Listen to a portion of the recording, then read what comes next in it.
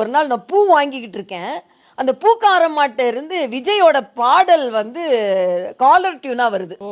Okay, okay. So அப்ப பூக்காரம் இது எப்பவுமே எங்க அப்பா அடிக்கடி சொல்லுவாங்க. எப்போ நீங்க வந்து ஆட்டோ தம்பிகள்ட்டயும், பூக்கார அம்மாகிட்டயும், மீன் விக்கிற சகோதரிகள்ட்டயும் நீங்க வந்து சென்று சேருகிறீர்களோ, அப்பதான் நீங்கலாம் தலைவரா ஆகணும். அப்பதான் நான் கொஞ்சம் வளர்ந்து வரும்போது சில ஆட்டோ அண்ணன்லாம் வணக்கம் சொன்னா, அப்பா சொன்ன மாரி நம்ம ஆட்டோ அண்ணன் கிட்ட இப்போ போயிட்டோம், தலைவர் ஆகிட்டோம் அப்படின்ற ஒரு எண்ணம் எனக்கு உண்டு. எங்க அப்பா அடிக்கடி சொல்லுவாங்க, எப்போ அந்த எளிய மக்களை நீங்க வந்து சாமானியர்களை அடைகிறீர்களோ, இதை என்ன போறாங்க தமிழிசைன்னு சொல்றது இல்ல, வந்தவொடனே வாங்கக்கா தமிழிசைன்னு சொன்னா அன்னைக்கு தான் நீ தலைவரா உருவெடுத்திருக்க அப்படின்னு சொல்லுவாங்க. அப்போ எனக்கு சாமானிய மக்கள் என்னை பார்த்து வணக்கம் சொல்லும்போது, ஆகா ஒரு 25 ஆண்டு அரசியல் வாழ்க்கையில நம்ம இப்பதான் மக்கள்கிட்ட பிரபலமாகிறோம் எண்ணம்லாம் நமக்கு உண்டு.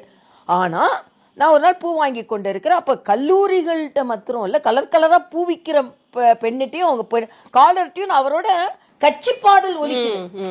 சாதாரணமா சினிமா பாடல் தான் வைப்பாங்க, கட்சி பாடல் ஒலிக்கிறது. ஆக இது ஒன்று. இன்னொன்று வந்து அந்த உடை வந்து கல்லூரிகள் எல்லாம் பிரபலமாக வந்து காக்கி பேண்ட்டும் கிரீம் கலர் சட்டையும் அதுவும் பிரபலமாக ஆரம்பிச்சது. ஸோ இதையெல்லாம் பார்க்கும்போது ஏதோ ஒரு விதத்தில் ஒரு தாக்கம் ஏற்பட்டு கொண்டிருக்கிறது என்று நினைத்தேன். ஆனால் எல்லா அரசியல் கட்சியும் தாக்கிவிடும் தாக்கம் என்று நானும் முழுமையாக நினைக்கல. வந்து 5% சொன்னோம், 10% சொன்னோம், எல்லாரும் 25% சொன்னோம், 30% சொன்னோம். ஆனால் 35% தாண்டி ஆட்சிக்கே வருவார்கள் என்ற கணிப்பு மிக மிக குறைவாகத்தான் இருந்தது.